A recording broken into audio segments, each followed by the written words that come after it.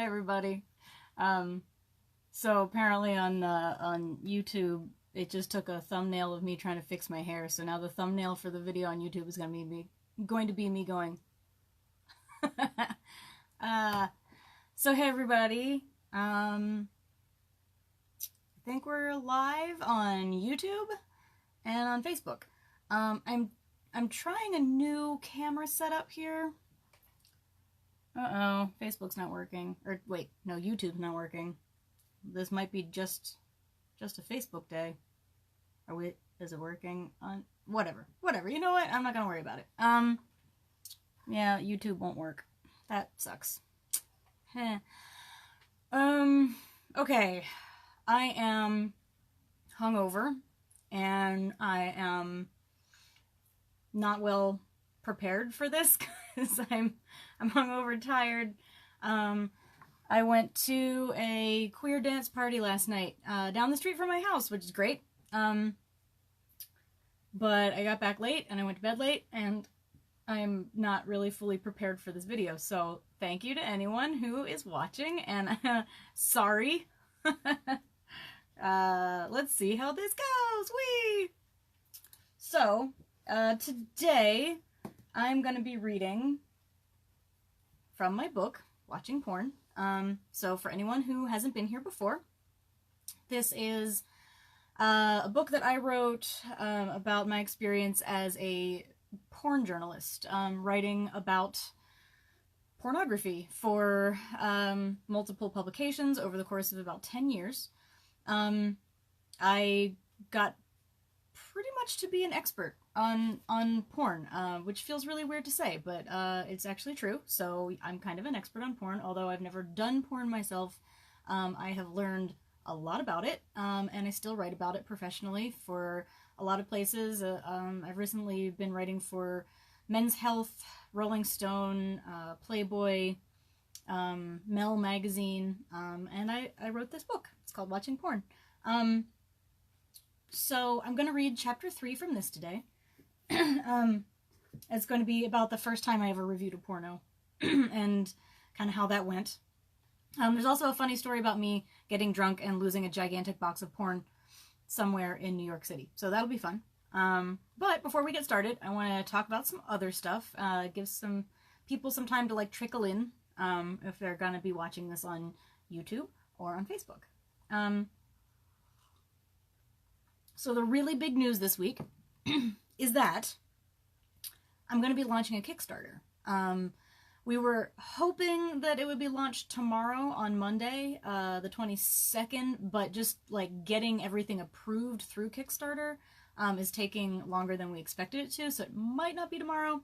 But it's going to be launched sometime this week, and it's going to be awesome. We are raising money for the first issue of my 7-part graphic novel that I wrote. It's called Tracy Queen. It's about this lady here. She is my original character who I created originally, like, I don't know, it was maybe 6 or 7 years ago. I wrote about her story as she becomes an empowered, independent feminist porn star. I started out writing the book as I thought it was going to be like my opus about the porn industry. But the more I wrote and developed the character, the more she took on a real life of her own, and things went way, way far in a different direction. So there still is a lot in there about the porn industry itself, but it's much more about Tracy's journey to independence and happiness, and finding herself, you know. Along the way, she picks up a best friend who is a talking raccoon named Nicola. I've got a little like action figure thing of him here. This is a 3D pen sketch that the illustrator and my partner JL Draco made a while ago. Nicola has a whole long backstory, and basically the whole graphic novel starts out when Tracy, who is living a very sheltered, very repressed life, meets Nicola, and they become good friends like immediately, and he starts introducing her to some new ideas, like getting herself off instead of letting other people do it for her, And it really just sparks all of these ideas of independence. So she leaves behind the life that she's been leading, and goes her own path. So the first issue of Tracy Queen is going to be all about that. And it's going to be 36 pages of story. We've got a whole lot of guest art from other people who are fans of Tracy Queen that's going to be put in there. And we've got an awesome, awesome cover on the way from Stevie Ray Drawn, who's going to be kicking ass on the cover. So altogether, the book's going to be like 60 pages long. And this is just the first one of 7. So we're raising money to pay for printing, to pay for the production, like everyone who's involved in actually making it. Hopefully we'll get paid. And for shipping, to send it out to all the wonderful people who help us get it made. So that's going to be a Kickstarter sometime this week. I would love it if anyone out there is able to participate in any way, and that means sharing the link when it goes live, obviously backing if you can, telling your friends about it. I really, really, really, really believe in this story, and I'm really excited, and I'm also really terrified, because this story means a lot to me, and I want it to happen. So the best way that you can get involved right now is by signing up to my newsletter, or the newsletter for Oneshi Press, which is my publishing company. Oneshi Press is going to be publishing Tracy Queen. So you can go to lynseyg.com or oneshipress.com, and both of those places have newsletters that you can sign up to. And then when the Kickstarter goes live, you will be the first to find out. Sorry, I keep doing this because YouTube keeps disconnecting, and I have to keep pressing the button to make it reconnect. Hi, YouTube. So, sign up to the newsletter. You'll get notified the second that the Kickstarter goes live, and you want to know because we're doing a whole bunch of really cool, like, first day, first everything goodies. We've got a special Kickstarter-only exclusive print that we are going to be sending out to people who sign up on the first day. We have special reward tiers just for that. And the first 10 people that back the Kickstarter are going to get a super special mystery gift. So you want to be in on it early, so you can get all those goodies. So anyway, that's enough of my pitching for Kickstarter. I am still fighting with YouTube over here because YouTube is where I linked to the video from. So work. Oh, I just made a face like what's her name in Hocus Pocus, you know, Bette Midler. Okay, I don't know what's up with YouTube. It will not stay connected. If you're watching on YouTube and it's not working, go over to my Facebook page. It's facebook.com. Lynsey G. Writer is my page, and I'm live over there. Come this way. Come on over. Come to Facebook. That is going well. Okay, where were we? I really do not like fighting with technology. I feel like technology, your job is just to do the thing that you were made to do. Why are you not doing it? I've got a tablet that I use for YouTube, and it's like useless. It never works for anything. I'm really mad right now. Okay, anyway, I already told you a little bit about what's coming up today. For anyone who's watching who has not been watching these up to now, this book is, it's a book about the porn industry and what I learned, but it's written like in memoir style. So I have already gotten through the first few chapters, which talk about how I got into watching porn for a living. Back in 2007, I became a DVD reviewer for a porno magazine. So the first few chapters I've been talking about sort of like who I was back then, what was going on in my life, and how I got to the point of reviewing porn. And now I am going to read to you about the first time that I ever actually did review a porno. So I'm just going to dive right in because I am really sick of fighting with the YouTube thing over here, and it just keeps disconnecting. So maybe if I'm looking at my book, I will stop thinking about it. All right. Chapter 3, East Coast Assault. Oh, East Coast Assault is spelled with capital ASS. That's going to be backwards on there, isn't it? That was the name of the first film that I reviewed. As I popped East Coast Assault into the shared DVD player in the living room in my apartment in Harlem, I envisioned myself in a few months' time, wearing a beret and a black turtleneck with a cigarette holder, never mind that I'd never been a smoker, and a glass of wine in hand, telling my rapt friends about my first film reviewing experience. This film asked some important questions about what butt stuff really means. I'd drawl, receiving impressed nods in response. But East Coast Assault did not open my eyes to a new existential contemplation of filmed sex acts. It did, however, deepen my understanding of the reality of the porn industry, inspire me in a line of questioning that to this day has not ended. The conceit of the film was that a tired, oversexed porn actor, Jules Jordan, by the way, who was also the film's director and producer, was trying to get away from his grueling schedule in Los Angeles by vacationing on the drearier side of the country. But everywhere he went, some voracious acquaintance, or several, would seduce him, and sometimes his friend too. And so, on the video, he fucked his way through Baltimore, Philadelphia, New York, Montreal, and maybe Toronto. Or Providence. I don't remember. Anyway, it was a solid 5-hour marathon that contained the same kind of hardcore, frill-free, pared-down boning I'd been watching on the internet for years, but with slightly better production quality than I'd been accustomed to seeing online. Excuse me. I'm going to take a sip of water.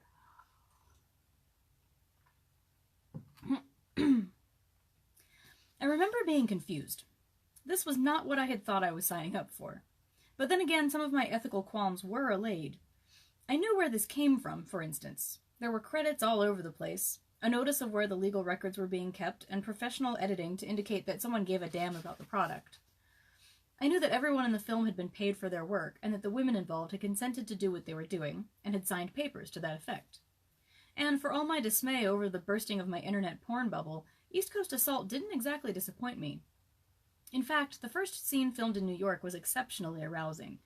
It was a threesome shoot in a hotel room, and the two women involved were extremely, vocally, voraciously enthusiastic. I don't just mean that they seemed to enjoy themselves, I mean that they loved it.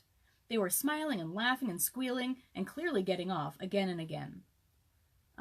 For anyone who's interested, the two women in that scene were Adriana Nicole and Gia Paloma.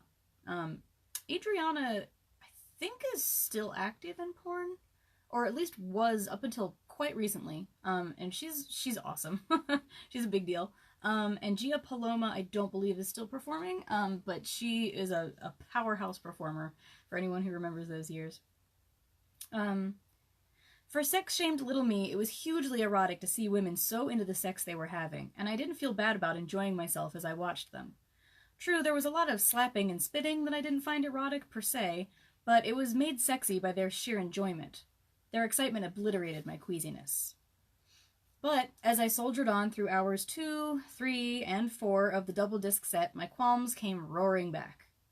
There was a scene filmed in Montreal in which the woman seemed uninterested at best, deeply intoxicated at worst. Whatever the case may have been, she did not look aroused or even really there for most of the 45-minute scene. I wanted to skip it, but I had to review the entire film, so I stuck it out, wincing the whole way through as I was blearily reminded of one of the worst moments of my own life, being sexually assaulted while I wasn't fully conscious.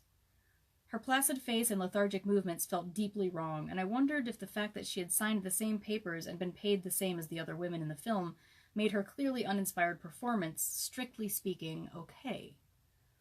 In a way, the big questions I had hoped to find buried in the artistic subtext of the film were there, writ large and less than artsy.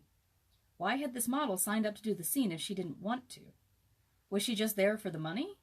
Did she hate what she was doing? Or was she exploiting my willingness to watch her, no matter what state she was in? How did this work? I'd gone into this first review strong in my belief that the women I would be watching were as empowered as anybody else, and that I would be supporting them in their choice of profession by viewing their work. But the Montreal scene made me question that resolve, and the principles upon which it had been based. If their profession involved them having sex that upset me personally, would I stand by their decision to pursue it? And more than that, should I? Now that the imaginary veil between real and internet porn had been ripped down, I had to grapple with issues I'd been sweeping under the rug of my latent, lazy feminism. The gross internet porn I'd been watching for years had largely flown under my radar. For the reasons I've already mentioned, I tried to avoid thinking about it.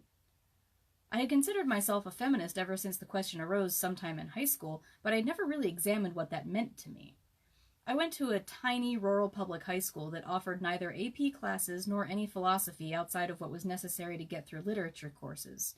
And then I went to a college at a Catholic university that I liked because the buildings looked like castles, not because I was Catholic.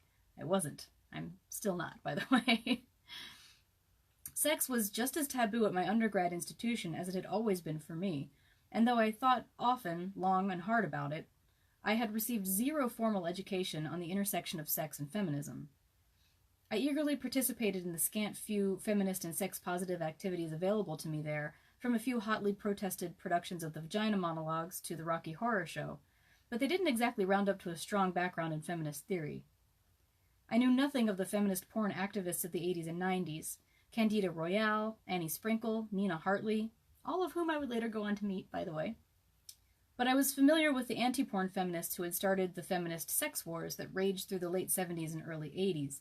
Andrea Dworkin, Catherine McKinnon, and their ilk, for whom female empowerment could not possibly be tied up with sex work. Those rabid activists, whose men are pigs and women are victims theories, as summed up by Nina Hartley in a 2011 interview, had gained enough traction internationally to become the most recognizable face of modern feminism in the 90s. I knew of them, and I knew that I disagreed with them. Even with my copious intake of borderline scary gonzo smut on the internet, I recognized that one couldn't reduce the vast landscape of pornography into the evil category. It felt small-minded and reductive to try to pigeonhole the thousands of people who made it, or the hundreds of thousands of films they'd made, into any one box. Surely not all pornography is wholly empowering to women, and some of it absolutely can feed into an attitude of misogyny in the larger patriarchy. But is all porn, by definition, then, bad for women? No. The logic doesn't follow well enough in my mind to even bother pursuing it. So, for the most part, I hadn't. It is an interesting phenomenon that I've seen in other places, however. In conversation with anti-porn activists at industry conventions and protesting outside film festivals, with consumers in their homes, and even with some pornographers, I've heard all kinds of generalizations made about porn, as if it's one monolithic entity, usually with one single aim in mind: to destroy American morality, or to drive humanity to onanistic damnation, or whatever other doom these crusaders have read in the tea leaves. It's never been clear to me how one industry could be so single-minded. In my experience, pornography is a massive and varied organism that some refuse to even call an industry. Tim von Swine, a long-standing male performer and director, for instance, told me once, "I don't like saying industry because porno's not an industry. When you have an industry, there are protocols and standards that you adhere to and regulate. There's not that regulation in porn. It's a bunch of free enterprises, a bunch of pirate ships." Pornography in America is spread out. It's decentralized and fiercely individualistic. Basically, even if there are slimy, evil, rapey pornographers out there seeking to exert control over women in heinous ways, and don't get me wrong, there certainly are, they don't speak for all pornographers everywhere. For every one of the outright skeezy porn makers I've met, there's at least one beautiful human being who sees porn as a way to express beauty and sex through art. But when I started writing for porn magazines, I hadn't thought much about any of this. My solitary contemplations of sex-positive feminism had left me with a few basic stances. I believed that women should be afforded the same rights and opportunities as men, and that they should be free to make their own decisions about their lives and their bodies. Ostensibly, this led me to support the women who made porn, or did any other form of work that involved them using their bodies. Like legendary performer Nina Hartley told Rolling Stone in 1926, "If I have the right to choose birth control, to choose abortion, then I have the right to choose to fuck for a living." End of story. Now, I had to start thinking about who the people I supposedly supported actually were, who they'd been all along, and what we were all participating in. For instance, I had never entered into any contemplation of capitalism and feminism, but porn brought me around to that quickly. Like many others of my generation who had been familiar with the porn superstars of the early 90s and early 2000s, Jenna Jameson, Asia Carrera, Ron Jeremy, I went into my new job in adult entertainment thinking that performers were making tons of money from their work, which made their choices easy to understand. It wasn't until some time into reviewing that I realized that the good old days when production companies contracted performers and then dumped money, time, and energy into their careers were nearing an end. Most of the industry talent was comprised of independent contractors, hired for one-off gigs, for which they were typically paid at the completion of a scene and then sent home. Porn stars did not, and still do not, earn royalties on their work. No matter how much money a scene makes for a producer, non-contracted performers earn a flat fee. In other words, porn was not the lucrative career that many of us had always thought. For those entering the industry without a game plan or the means to take their careers by the horns, many would-be porn stars end up disillusioned by the relatively low profit margins versus the amount of hard physical labor that the job requires, and they drop out of the race. Given that these short-lived, not very profitable stints come along with a side helping of internet infamy and the scorn of millions who look down on sex workers, I began to wonder what motivated performers to do this kind of work in the first place, especially when the current ambiance in the field was the over-the-top pseudo-violence that looked painful at times and just gross at others. It's important to note that from a more enlightened or possibly world-weary perspective, now I can recognize that a lot of the gonzo frenzy of the mid-aughts was an unbridled take on freedom of sexual expression. For reasons that are unique to every individual, lots of people enjoy hardcore porn of this kind, as well as sex that looks like it. As French performer Katsuni put it to me a few years later, there are many taboos in the USA, and this is also why porn is so extreme. Porn is a reflection of society. People are extreme because they are frustrated and they need to express their compulsions. Porn has a real function of catharsis. Oh, hi, JC. Hi, everybody. Oh, and hi, everyone who's watching. I'm glad you're here. Certainly, in the first decade of the 21st century, with the war on terror at a fever pitch and tensions running high in America, more of us may have felt a pull toward the porn equivalent of action movies, and I'm loath to blame them for dealing with stress by watching or making smut instead of getting into fistfights. Exhibitionism is not my personal kink, but it is legitimate, and it's a common one that motivates many porn actors. I acknowledge and respect that. When I was 24, though, what I couldn't respect, because I couldn't fathom it at the time, was why anyone would choose to do these things on camera. An actress allowing her mouth to be held open so that two men could ejaculate inside of it, for instance? I mean, obviously there's a certain shock value to an act like that, and in the gonzo-heavy climate of that period it fit right in. But could I really be a feminist and not only watch this type of sexual behavior, but profit on it? I had good reason to hesitate. But I also had a good reason to jump right in, namely that I hadn't yet landed a job and my meager 2 months' worth of rent money was disappearing fast. I had no safety net to fall back on. I was interviewing for full-time jobs, but even if I landed one and started working immediately, I'd barely have my first paycheck in hand by the time my savings ran out.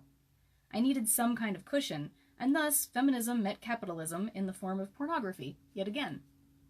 So, I decided to let the fates decide whether I had a future in the porn industry, and I got to work on my first review.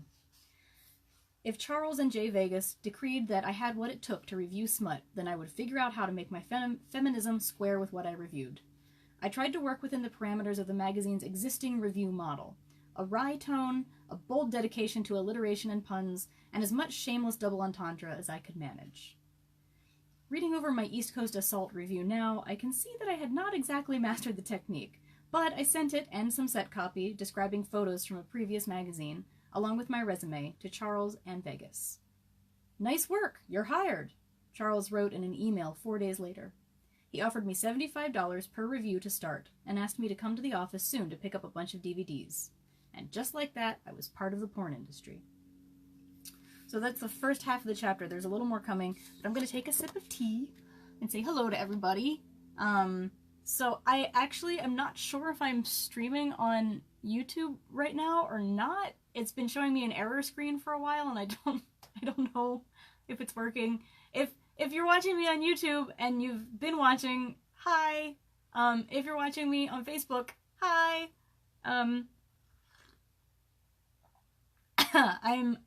If you missed the beginning, I'm having a little bit of a hungover morning, sipping on some tea.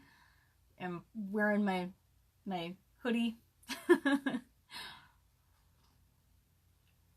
No, Jail says I'm not streaming on YouTube. I've been trying. I don't know. It just won't connect, or it'll connect for a few seconds at a time, and then it just disappears again. Oh well. I am not a technologically advanced person. I don't know what's going on. Oh, JC says YouTube crashed for them too, so maybe it's YouTube's problem and not mine. That sucks. I don't know.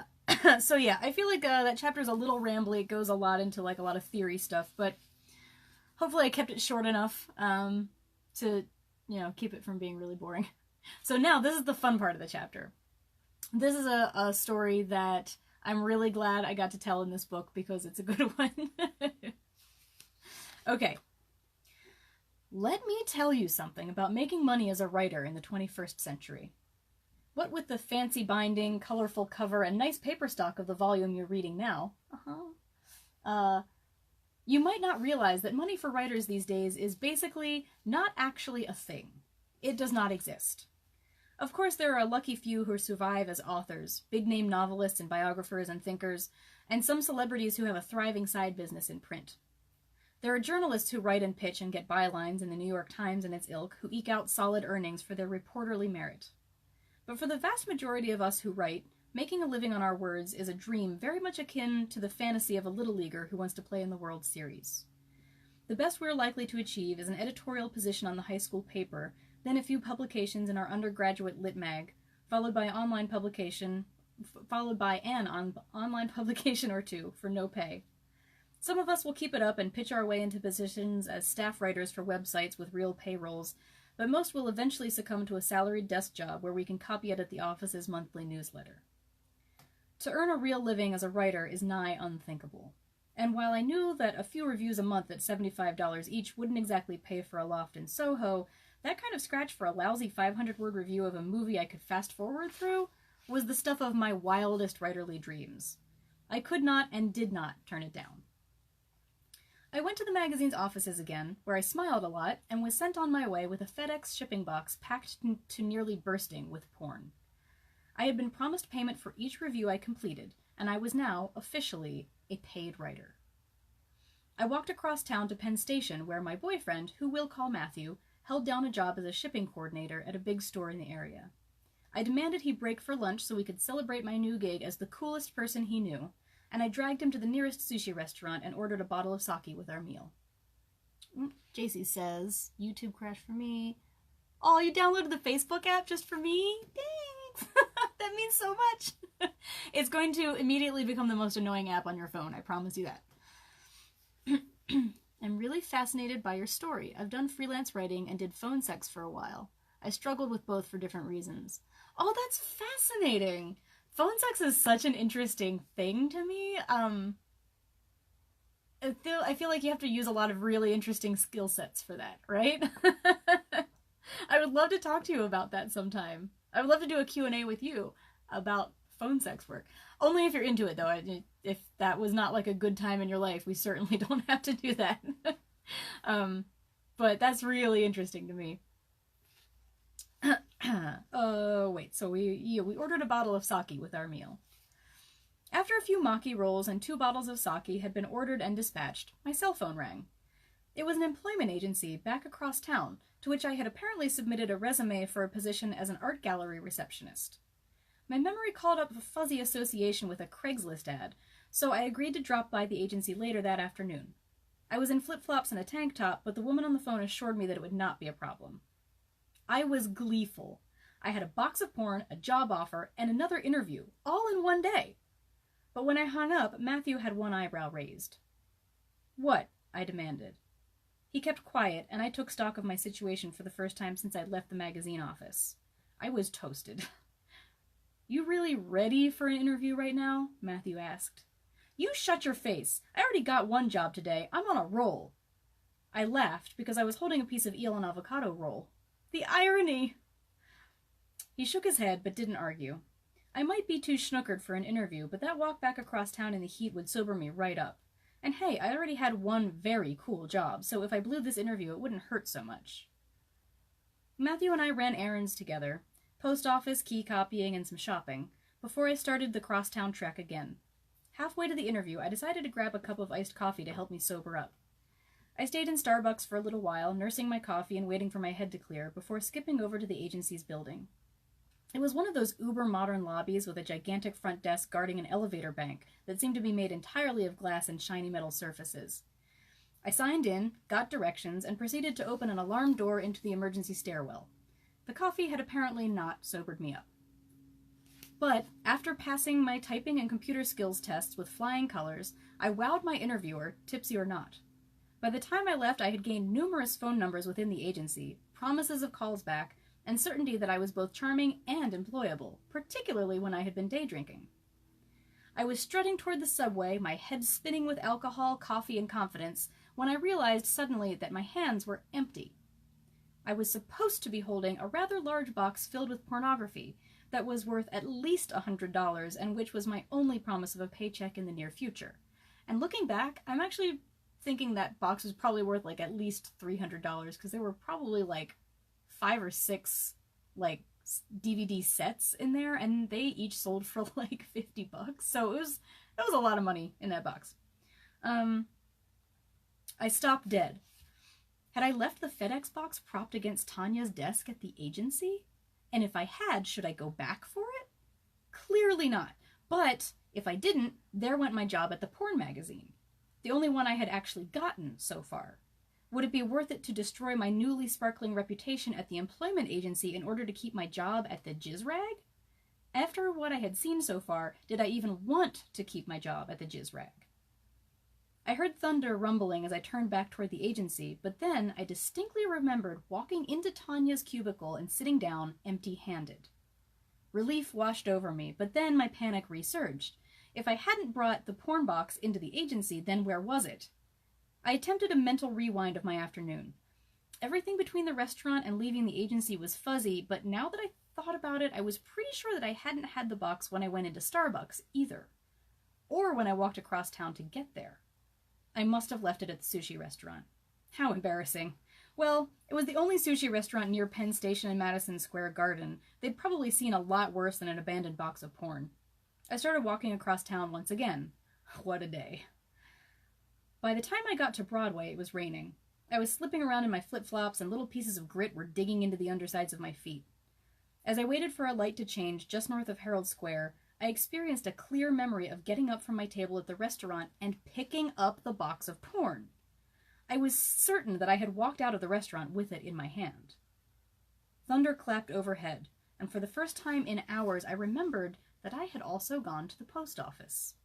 The James Farley United States Federal Post Office, the giant stone historic landmark taking up 2 city blocks at 32nd Street and 8th Avenue.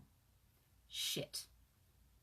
This was only 6 years after the 9/11 attacks, remember, and paranoia was still running high. Police and soldiers dotted public places, particularly federal buildings, and unattended packages of any kind were often marked as terrorist threats. As I attempted to run in my soggy flip-flops through crowds of business people with their umbrellas raised, I blearily recalled approaching one of the automated postage machines and setting my box of perversion on top of the unit. I could vaguely remember a sign near the exit warning that unattended packages were subject to inspection by NYPD or federal forces. Shit, shit, shit. My brain conjured images of the postage machines surrounded by police in riot gear, leaning back against the straining leashes of their leaping, slobbering canines. One of the men would step forward,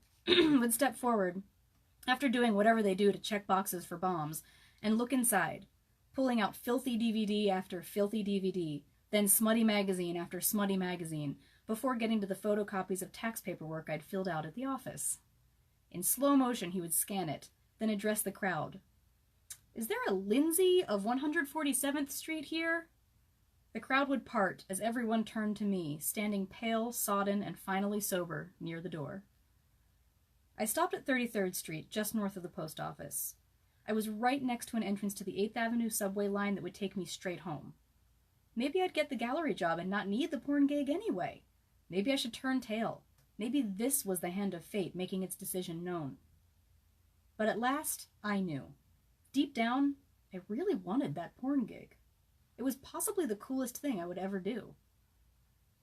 I walked very slowly up the stairs to the post office, taking one of the less used side entrances to be inconspicuous. There was no obvious police activity inside. No dogs, no flashing lights or tear gas. And there it was. I broke into a jog, right past an armed police officer who paid me no mind. There was a woman using the postage machine atop which my box of smut was perched. She saw me coming, and as I rushed up to the machine and grabbed my prize, she turned to stare at me. I grinned, hugging it to my heart. "I can't believe it's still here," I said breathlessly. "Congratulations," she said. Her smile was genuine, if amused. I smiled back, and I would have skipped the whole way to the subway if my flip-flops weren't so wet. So, that's the story of how I got drunk, went to a job interview, and lost my box of porn, and then found it again. So, yeah, that's chapter 3. Let's see, the next chapter, obviously, will be chapter 4. It's called The Early Days, and it tells you a little bit about what reviewing porn for a porno magazine is like the rules that there were in place, and kind of how I went about doing that. I think it's a slightly shorter chapter. So I will do that next weekend. I usually do these every other weekend, but I had to miss last week because I was in Vancouver at a comic convention, selling my comics, and I wasn't able to stream. So I'm making up for it this week, and then we'll get back to the regular schedule next week. So that's where we're at. Yeah, so at this point, I'm open for Q&As and general conversation. If anyone has any questions or thoughts that they'd like to share, I am totally open. I'm going to scroll back through the chat here. Honestly, phone sex is a lot like streaming, says JC. Yeah, I guess so. It's live, that's for sure. Maybe a slightly different goal. But I guess, like, erotic webcamming would be really the intersection of phone sex and non-sexual streaming, right?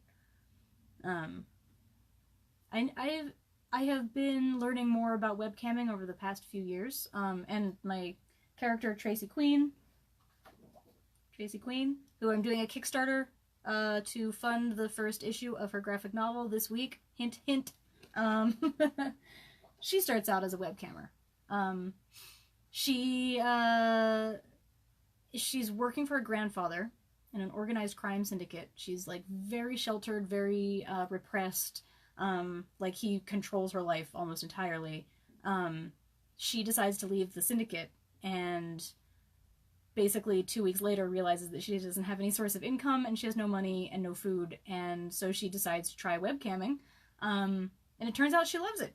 She's like, this is great. I get to like have fun, get myself off, talk to people who appreciate what I'm doing, and I make money on it, and it makes her feel fantastic. So that's how she sort of like starts her journey toward being like a big deal porn star, which sets the whole novel in motion. Most people called to have companionship. Oh, yeah, that makes sense. I've heard of that a lot from a lot of people who do like one-on-one type sex work and also webcamming. That a lot of it really isn't about the sex aspect of it. Like that's sort of the stated goal, but that for a lot of people it's much more just companionship and like getting to know someone, which I think is actually really sweet. So I think that's actually also something that has become a big deal in the sort of the context of online porn that we're living in now, where webcamming is a big deal, and people do, you know, even people who make like traditional porn, a lot of them also do one-on-one shows. A lot of them do phone sex, or there's like phone sex apps that people use now. So there's a lot more like one-on-one interaction, and I think that it brings fans of them much closer to the people who do that work, which I think is like kind of nice. I think it's sweet. JC says, yeah, I think it's an important service. Humans need to bond with each other. Yeah, absolutely. And I think especially in like our tech-enabled age, there are a lot of people that feel very cut off from other people. So yeah, I think you're right. It's a valuable service to, you know, put yourself out there in a way that other people can feel close to you. It's got to be tough too, though, because I mean, you'd have to really work on your, like, establishing and policing your own boundaries, because, you know, a lot of the time people would be very willing to step across those boundaries if you let them. So that's got to be tough to, like, keep those in place and feel good about it. I've never really done that kind of work. I've had, like, you know, a few interactions with, like, fans of my work or whatever, that have come right up against my boundaries and tried to push them. And it's tough. It's really tough because you want this person, you know, to pay you. You want this person to be a fan of what you're doing. You want this person to, like, keep coming back for more. But you have to say no to some things. And that's tough. And I would imagine that, you know, when, like, overt sex work becomes involved, it becomes much tougher because emotions run high. JC says, yes, absolutely. I was only 19 when I did phone sex, and I wasn't good at establishing boundaries. Oh, yeah. God. If I had done that kind of stuff when I was that young, I would have been terrible at boundaries. I mean, I was terrible at boundaries when I was 19. I was terrible at most things when I was 19. I stuck to my guns, but I felt mixed up about it. Good for you. That's very brave. That's hard to do at that age. God, what was I doing when I was 19? I don't even know. I was in college. It's kind of a blur. I think I was just studying all the time. I was like a really, really good girl type, you know? And I really stuck to that for a while. So I didn't really I don't know what I was doing. Just studying, I guess. Yeah, and I didn't know anything about how to set up boundaries with people. I think I just avoided people. that made it easy. Yeah, I thought for a long time about doing, like, dom work, in, like, a dungeon. And I think that probably would have been healthy for me. It would have helped me set up boundaries, I think, in, like, a strong way. And it probably would have been very lucrative. But I didn't end up doing it. And instead, I ended up reviewing porn. So, two sides of a similar coin, I suppose. But I didn't have to work so hard on my own boundaries as a writer. For the most part. There are some stories coming up later in the book about boundary pushers and people who go right past boundaries that I have encountered over the years. But certainly writing is a much less confronting line of work than doing actual, like, out-in-the-world sex work. JC says, this is why we need to normalize and destigmatize sex work and sexuality. It's important to keep the people participating in it safe, but no one prepares you for any of it. Abso-freaking-lutely. That's been one of the biggest reasons that I have continued to write about porn for so long.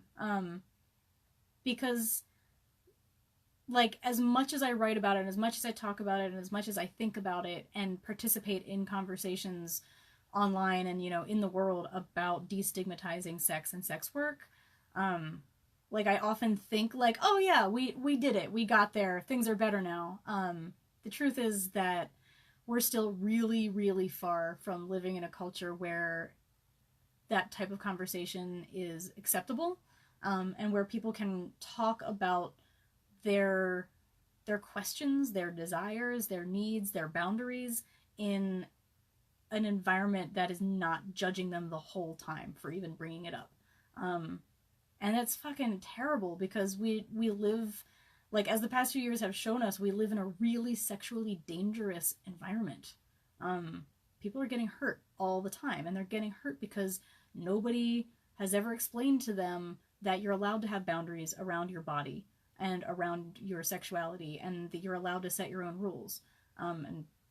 And lots of other people have never been told that it's okay for other people to do that. So when people get told no, things get really bad. Way, way, way too much. And I mean, I'm glad that we're having more of a discussion around it now than we have in the past, especially around sex work. But I have felt really, really strongly since I started in this, that it's really important for people to talk about this stuff in a real way, and I feel like I have focused particularly on pornography as a form of sex work that needs to be talked about more, because it's so widely consumed. So many of us, like almost all of us, watch porn in some way at some point, you know? And it's really not discussed in a real serious way often enough. And I think that it could actually be a really good way to like enter into serious conversations about sexuality and desire and boundaries, because it's a safer sort of topic for many of us, like as consumers, you know? It can be a good entree into having those real conversations about your life. But I also really, really, really, really think that people who do sex work are important to our culture. They're, you know, it's the people who make porn are huge cultural movers and shakers. They're making this content that literally everybody is watching, and people don't take it seriously. And that's fucking crazy. Like, the work they're doing impacts so many people. So I have always thought, like, this is important, it needs to be talked about. And that's why I have become a giant nerd about porn.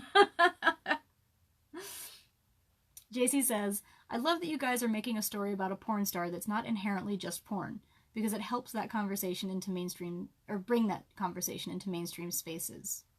And I can't wait to read your book. Thank you. I think you're doing really important work. Oh my god, thank you so much, JC. That means the world to me. It's been really interesting over the course of the time that I have been writing about porn. When I started out doing reviews and then writing other things sort of about the process of writing reviews and then writing like journalism about porn, nobody was talking about that stuff. It was like, I knew like literally one other person in the world who was writing the same kind of stuff that I was, in very different contexts, but it just wasn't a conversation that people were having. And I just doggedly kept at it, and now I feel like that's starting to change. Like, I write about porn, about the porn industry for mainstream publications now, because they're actually interested in hearing about it, and that means so much. So, yeah, like, the conversation is being moved forward. But I do also end up writing things that sometimes are a little reductive. Like, you know, if you're writing a 500-word article for Men's Health, they're not looking for like all of my personal ideas about, you know, the deeper meanings behind sex work. They're looking for like a listicle, which I just wrote. Actually, I just wrote a listicle about what the rest of us can learn about protecting our sexual health from the porn industry, which I really like. I think it's pretty cool. Basically, the answer is get tested. Get tested all the time. Know your status. Be honest about it. But anyway, I think that a lot of what I write can kind of like widen the divide between people who make porn and people who don't, you know, them and us. And so I think that Tracy Queen, my graphic novel about Tracy Queen, is my attempt to sort of bridge that gap between us and them.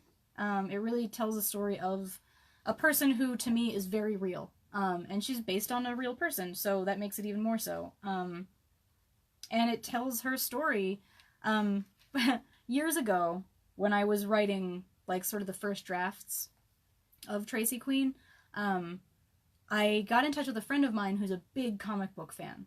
Because I hadn't really read that many comic books at the time, and I wasn't really sure of what I was doing, so I was looking for some input. And I told him sort of the basics of the plot. I said, you know, so she leaves this life where she's in an organized crime syndicate and she starts webcamming, and then, you know, she turns out to be really good at it and she gets famous and she's a porn star. And this friend said that they didn't buy the idea that a woman would just start doing porn just because she wanted to. That there needed to be some sort of really big break.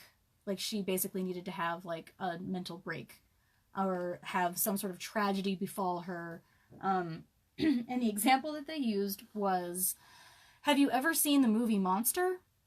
Charlize Theron is, like, horribly, violently raped and then she becomes who she is. And that's a serial killer. She becomes a serial killer. And I was like, are you, A, saying that porn stars are on par with serial killers?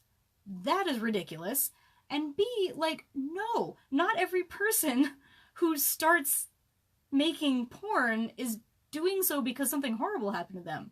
Maybe there are probably a few people who had something like that happen, but most people just decide that they want to start making porn and then they do. Like, that's literally, what? And it blew my mind that someone would think that that's what is required to make that decision. Like, that's fucked up. Like, you're allowed to have sex, and if you want to have sex with a camera in front of you and show it to people, that's fine. Like, you don't have to have a horrible, like, you don't have to be broken, I guess, to make porn. And I really, really think that, like, that's one of the most important parts of Tracy Queen's story. Like, I mean, her life is crazy. She's got a wild experience that she lives through. But she's not broken. She's a badass. And for her, making porn is a statement of her own independence. It's how she wants to live her life, and that's the decision that she makes. And I think that that's important. I think people need to see that, like, porn stars are not different from the rest of us in any fundamental way. Like, except maybe most of them have really high libidos and are exhibitionists, but, like, a lot of people who don't do porn are also really horny and exhibitionists. That's just a personality type. So yeah, I am really excited about Tracy Queen actually, like, going out into the world in a big way, and I am really excited at the prospect that other people think it's cool. JC says, that's ridiculous because I got into phone sex by mistake. By mistake? How do you get into phone sex by mistake? I need to know more about this. Oh, hello, Jonathan, aka Spyro. How's it going? Thank you for dropping by. JC says, me and a partner had sex on camera for money because we thought it sounded fun and we were broke. We decided it wasn't for us, but it wasn't even remotely a big deal. Right? Like, it's just a thing that people do, you know, like, all the time. And lots of people who never become porn stars, like, make videos of themselves having sex. It's, like, very, very normal, actually. And then people are like, oh, well, porn stars must be broken. They must be damaged goods because why would you ever do a thing like that? And it's like, you probably have done something like that already. So, like, let's not cast stones here. JC says, we'll have to talk. It's a long story for chat. Okay. Well, I am very interested, like, about how you mistakenly do phone sex for money. I could totally see how you might be having, like, just a regular phone conversation with someone you know and, like, accidentally end up having phone sex. But, like, in a paid situation, it seems like a harder thing to accomplish. Rosetta, hello, I've been lurking as watching Beyblade videos. I wanted to say, you know so much, and I think you are doing a good job on teaching people. Oh, thank you so much! That's awesome. That means a lot to me, because I particularly know that, you know, sex stuff isn't really, like, your thing. It's not, like, a topic that you're super into, so, it means the world to me that you are here, and that you feel good about what I'm doing. That's wonderful. Thank you so, so much. JC says, I misunderstood the nature of the site I signed up for, is the short version of the story. Oh, okay, I get that. There's actually, I don't talk about it a whole lot in the book because there wasn't really room for it, but I had a similar situation where I responded to an ad on Craigslist for someone who was looking for a ghostwriter for a book they wanted to work on. And I met up with this person, and like, they didn't really say in the ad really what the book was going to be about. They just said they wanted to tell their stories from the New York lifestyle. And I was like, that could mean literally anything. And when I met up with this person, we were in a very loud bar, and I couldn't hear, like, every single word that they were saying. So I still, like, wasn't totally clear on it, but he was really nice, and I was like, yeah, let's work together, whatever. I've got all the time in the world. I'm a writer, yay. And it turned out he was talking about swingers. He and his wife were swingers in the New York City swinging lifestyle. And when I found out, I was like, oh, well, okay, that's really interesting. But by that time, I was kind of already involved in the project. So I spent like, I don't know, like at least 2 years going to a lot of swinger parties in New York because I accidentally ended up saying I would ghostwrite a book about the swinging lifestyle. And it didn't actually end up happening because, like, I don't know, in the end, the couple that wanted to hire me, they had some interesting stories, but it wasn't really like a whole book's worth of stories, and they didn't really follow through on actually like helping me write a book. And so I kept going to these parties as like I would like pretend that I was there for the party, but I was really just like gathering information. So I always had to come up with like excuses about why I wasn't having sex with anybody at swinger parties. For years I was doing this. And the book never happened, but I really did learn a lot about, you know, consensual non-monogamy, as they put it. And it really, really expanded my mindset. But yeah, it was a similar kind of thing where, like, how could you possibly be doing this all by accident? But I kind of did. Yeah, and as it turns out, like, I think swingers, not that, like, individual people who are into swinging are not interesting or complicated, because they totally are, but, like, swinging as a subject, I think I was, like, looking for some kind of, like, secret about it, and, like, I don't know, it's really not that complicated in the end. Like, it, you know, it's people who want to have sex with people who aren't their primary partner, sometimes in public setting, and that's what they do, and, like, it's really not, there's no secret about swinging, it just is what it is, you know? And it's great, like, that's fantastic, but, I was like, I don't really know how to write a book about this, so it didn't end up happening. But I do mention it in this book a little bit because I was, going to a lot of these swinger parties around the same time that I was doing a lot of porn reviewing, so I was, like, just watching a whole lot of people having sex for a while there. I've seen some things, you guys.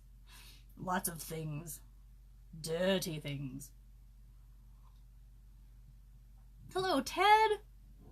Thank you for joining us. You guys, Ted is someone who I know specifically through, like, the adult entertainment industry, because he helps out with some of the conventions that I went to, like adult industry conventions. Ted is awesome. He's an artist and a graphic designer, and just a super, super, super nice guy. So, Ted, if you have anything that you want to, like, put in chat, like any links or anything, feel free. And the same goes for everyone else that's here also. JC is a badass artist, and a YouTuber and a live streamer. And Rosetta also is a badass artist and well, not a YouTuber, but a live streamer.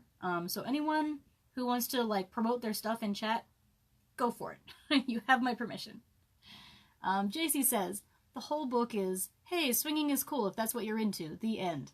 Yeah, pretty much. Pretty much. I think that I thought I was going to do, like, an expose on, like, the underbelly of swinging that's always going on in New York. But, like, it's not really an underbelly. It's, like, it's cool and it's straightforward and they're just, you know, whatever. In the end, I met some cool people, and I learned a lot. Am I out of focus? Did I just go out of focus? What is happening here? What? Oh, I can't make it refocus. Oh well. Rosetta says, sex stuff isn't my cup of tea, but I know you care about it as well as other people, and I think it's great that you get to write about it and teach people about it. Thank you. Thank you so much. I do think that, for a lot of people, sex is a really difficult topic, so I definitely like to be someone who's like, hey, let's talk about it. Let's make it less scary. If you know, if there are things that scare you about it, like personally, that you feel that you need to change, let's talk about it. Let's make it less scary. You know, it's just part of life for most people, and it's unfortunately part of life that many people don't know enough about to feel comfortable with. So let's get comfy, you know? JC's trying to use Twitch commands, but we don't have them here because we're not on Twitch. you know, I thought about doing this on Twitch, but I ended up going with supposedly YouTube, which isn't working right now, and Facebook instead, because my computer microphone doesn't work. It just broke a while ago, and it won't work at all. And I don't think that I could actually, like, set up and run the whole Twitch, like, everything that you need to do a decent Twitch stream from my phone. And I might be wrong. Actually, I've got a pretty cool phone at this point. It's a very expensive phone that I'm still paying for. But I was like, I just don't know if I want to do all of that. I'll just use easier things. So, yes, go to JC's YouTube. Because JC is the best. You will love it. John Julian says, I think the more we talk about things, the less scandal it'll be. Absolutely. I absolutely agree. I feel like over the course of the time that I have been writing about sex professionally, there have been, like, so many, like, sex scandals from politicians. I was living in New York when the Anthony Weiner thing happened, and people, because it's a topic people don't get to talk about enough, so anytime that something happens and you have, like, an excuse to talk about it because a celebrity did something, people lose their damn minds. It's like, guys, Anthony Weiner is a dick. He sent some dick pics that he shouldn't have. Like, I mean, he's not a good person, and it's cool that we know that if you don't want somebody, you know, like that in your government. But, like, chill out a little bit. My God. Yeah. And, you know, it's also been interesting, like, in the porn industry, I've met a lot of people who really, who are interested in porn as a lifestyle and as an industry and as a career because they are drawn to that idea of scandal. Like, the idea that it's dirty makes it more intriguing to them. And they really like that part of it. And for me, that's so much the opposite of my personality. I'm like, let's demystify it, let's destigmatize it, let's talk about it, let's make it better. I'm an Aquarius. But, you know, a lot of people really like the fact that it's dirty, and they want to keep it that way. So sometimes I do feel a little bit like, well, I don't want to yuck anyone's yum, you know, I don't want to make it boring for people, by, like, talking about it too much.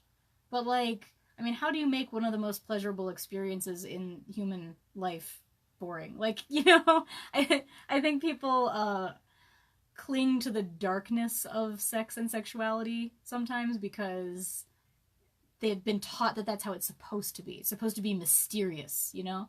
But if you keep something mysterious, if you keep it in the shadows, that's where the bad stuff happens. Like, if you bring it out into the light and show that it's not scary, I think you can get a lot farther, personally. Oh, wow, man, chat is booming. I'm gonna scroll back up. JC says you can stream from your phone, I think, but I've never done it. On Twitch, yeah. I've never done it. I'm not really, like, I don't know, I'm not that good at using my phone for real stuff. This is, like, definitely the biggest thing I've ever done on my phone. I have this idea in my head that my phone will never be able to handle stuff, but, like, I think I'm still kind of operating on, like, the idea of, like, flip phones from way back in the day or something, because actually they can handle quite a lot these days. John says, you can indeed stream from your phone. This is also Proud. Oh, hi, Proud. Hello. You're flying undercover.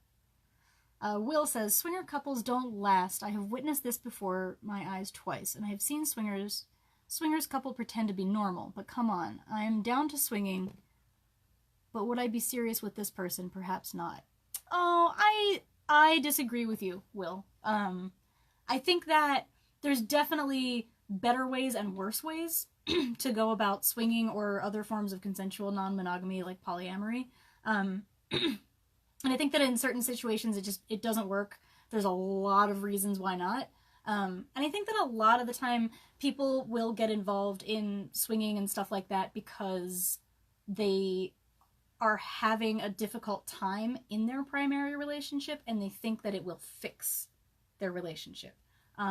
But the one thing that I've definitely learned from my life and from when I was researching swingers is that if your central relationship is not strong, seeking out other relationships or sex with other people only complicates things. It does not fix things.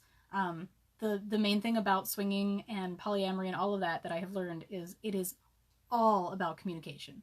If you are not communicating clearly and honestly with the important people in your life, then yes, it's probably going to end badly, because feelings get hurt very easily in those situations.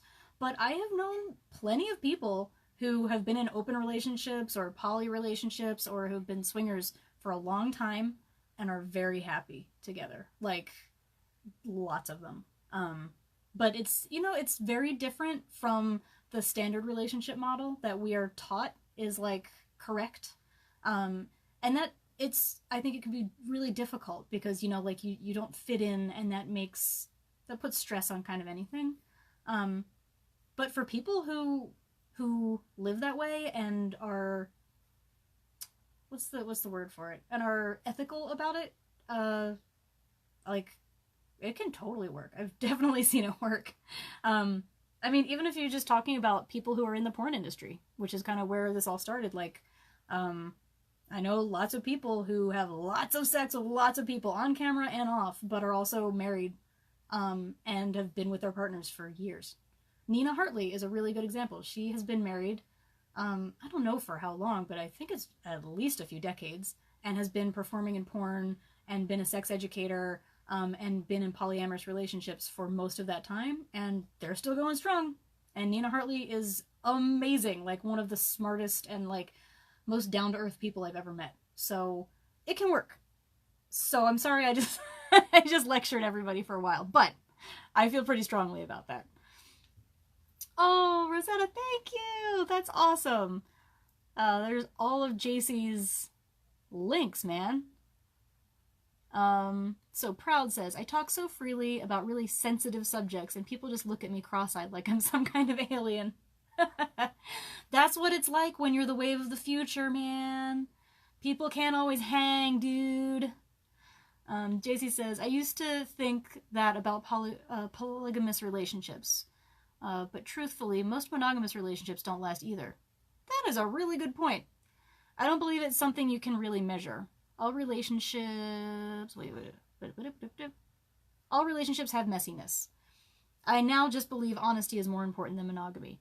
I think that's a really good way of putting it. Yeah, honesty. And, I mean, that's tough. It's tough in any relationship. Like, no matter how many people are involved, it's tough to really be honest. But I think that, like, in the same way that the more you talk about sex, the easier it gets, the more you're honest about your sexual relationships, the easier that gets too. You just gotta, like, make it normal for yourself. But that's tough. I mean, I talk about all this stuff, but I still really struggle with being, like, really open and honest about my feelings. Like, that's just, I think this is part of being human. But it definitely doesn't get easier if you don't talk about it.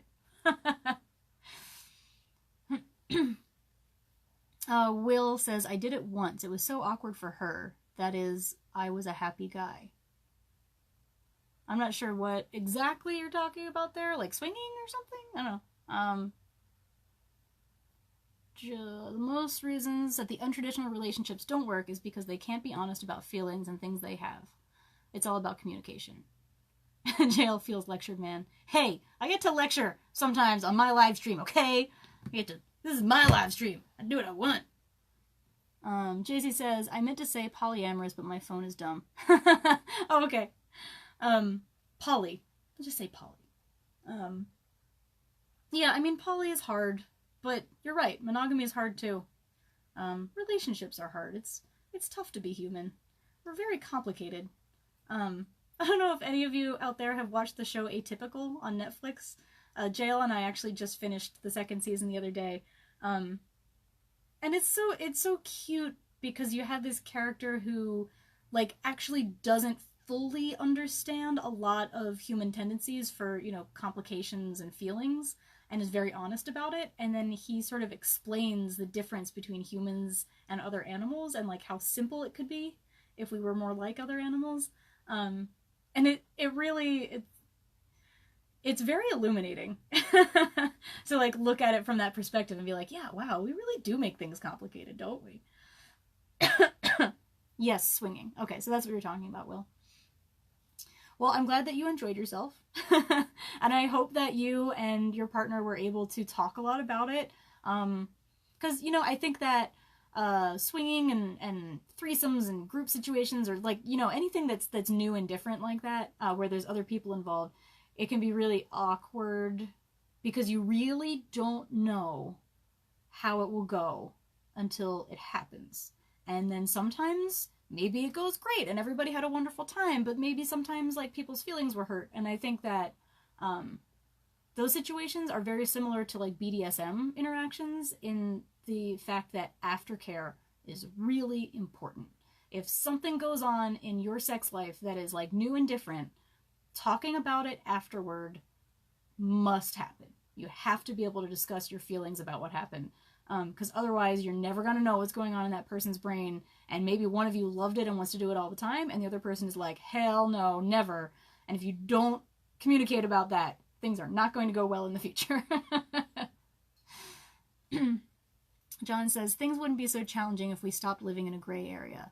Absolutely, John. Absolutely. And that's like, that is the main thing that I am trying to do with this book and, you know, with a lot of the work that I do. Like, drag all this stuff out of the shadows, put it out in the bright lights, and be like, see, this is not nearly as scary. Like when it's the monster that's lurking in your closet and you hear it breathing, it sounds terrifying, but like with every horror movie, once you've seen the monster, it is not nearly as scary as it was before.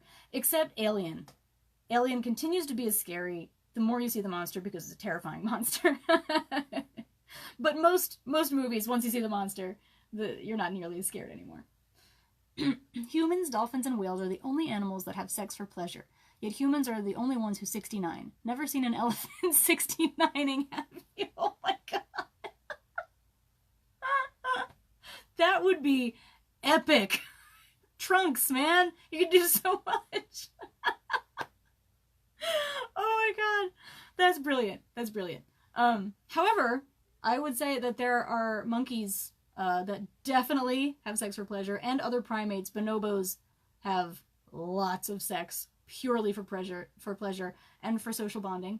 And macaques, macaques, I'm never sure how you pronounce that word. They definitely have sex for pleasure too. There's been a lot of actually scientific inquiry about the O faces that the females make, because they're trying to determine whether that's actually an orgasm happening in the female monkey or not. And I think that there's probably been more inquiry scientifically into that than like actual human female orgasms. I'm actually researching this topic for an article for Playboy right now, like how little is actually known about female sexual response in humans. So I've been thinking about that a lot lately. I mean, I've never seen an elephant on its back in general. Yeah, I don't think they're really shaped to be on their backs. But, you know, I think if they worked at it, like, you know, if the other elephant was, like, standing up on top of the elephant on its back, you could sort of, like, brace the other elephant between its legs. So it maybe could work, but I don't think you generally want to mess with elephants in positions that they don't want to be in, because, like, have you ever seen videos of, like, an elephant getting stuck in mud and, like, how difficult it is to get them out? If you put an elephant on its back for a 69, after the 69 was over, you might have some serious problems getting that elephant out of that position. JL says, actually, Will, that's not probably true. There are a lot of animals that can be pointed as possibly having sex for pleasure. Many animals perform oral sex. That's true. Did you ever see that video of the walrus at the aquarium who's like, I think he's giving himself a blowjob. That was a good one. I think it was a walrus. Yeah, there's lots of footage of lots of animals, like, masturbating in zoos, and it's, like, super awkward. And if it's one thing to say that they might have sex with each other for reproductive purposes and that it's not for pleasure, but when you see an animal doing it to itself, that is probably for pleasure. Like, why else would they be doing that, you know? Elephants are designed for reach-arounds. It's like me as a chunky guy thinking I'm flexible. Know your limitations. Will, Jesus Christ, it's a joke, people. I'm a comedian. Sorry, we are animal nerds. I am a sexual biology nerd. I have like read multiple books on topics like this. So it's maybe just not a crowd where you can make a joke like that and not have people climb all over it. I can't stop thinking about the fact that ostriches are attracted to humans. That's so scary. They are? Wait, I don't know about this. That is terrifying. Ostriches are huge. Oh my god. Oh, that's terrifying. I remember being at the zoo once, and I was very high. So I was, like, everything was amazing, you know? And we were looking at this ostrich that was standing on the other side of a fence, and it started doing the wing thing. And I was just like, oh my god, that's a dinosaur. Like, that could eat me or something. It was really, really intense. And if one of those came at me with amorous intentions, I would be very, very scared.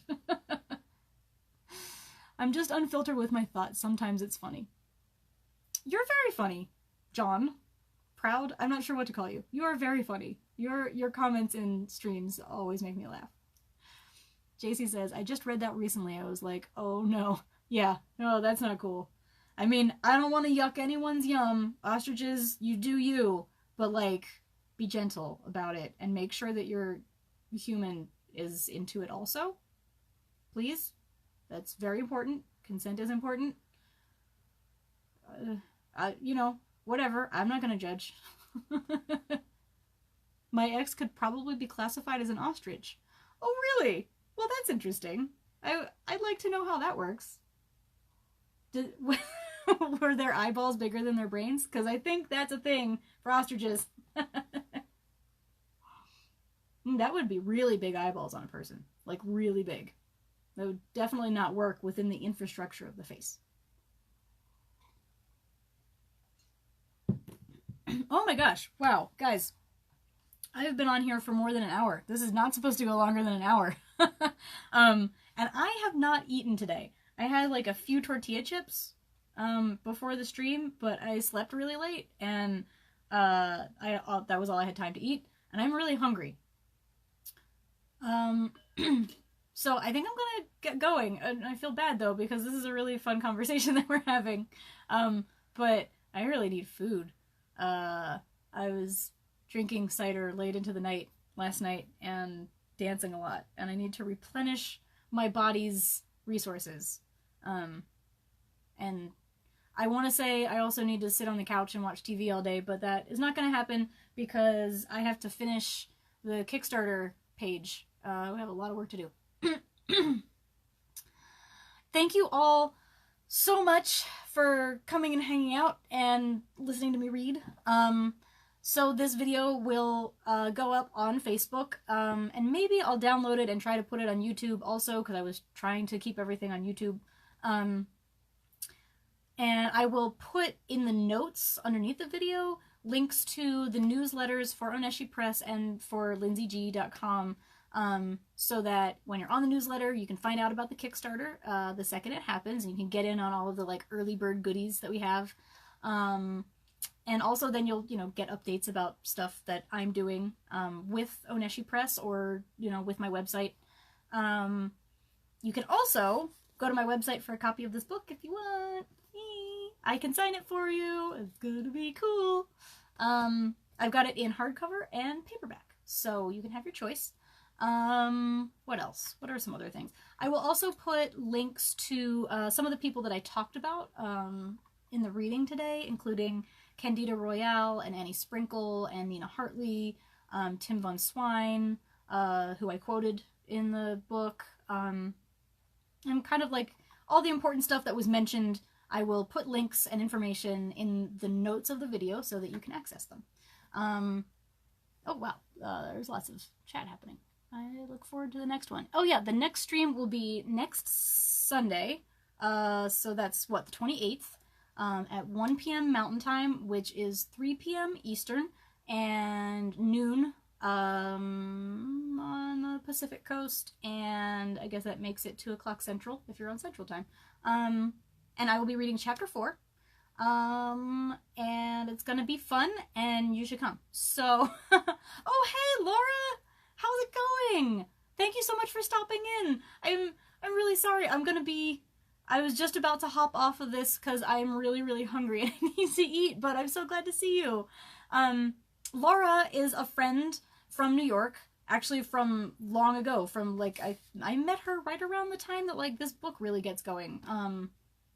Yeah, I've known her for a long time, and it's great that you're here. Yeah, Laura and her husband are dear friends who I knew right around the time that the action of this book starts. So, it's good to see you here. No, that's fine. Just saw this. Oh, I'm so sorry. I've actually been yakking at people on this for over an hour now. And I just looked at the time and was like, oh my god, I need to go and get food into my stomach. Because I have not eaten yet today, and it's late. But thank you for stopping in. The video of this whole thing will be up on Facebook. I'll put it up as soon as I turn off the live stream, so.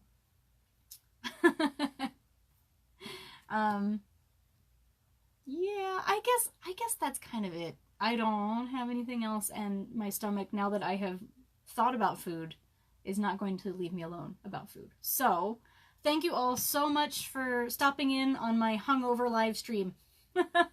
I will hopefully see you all next week when I do this, or, you know, you can watch the videos after the fact if you don't make it to the live streams. So, thank you all. I'll see you next time around. Bye!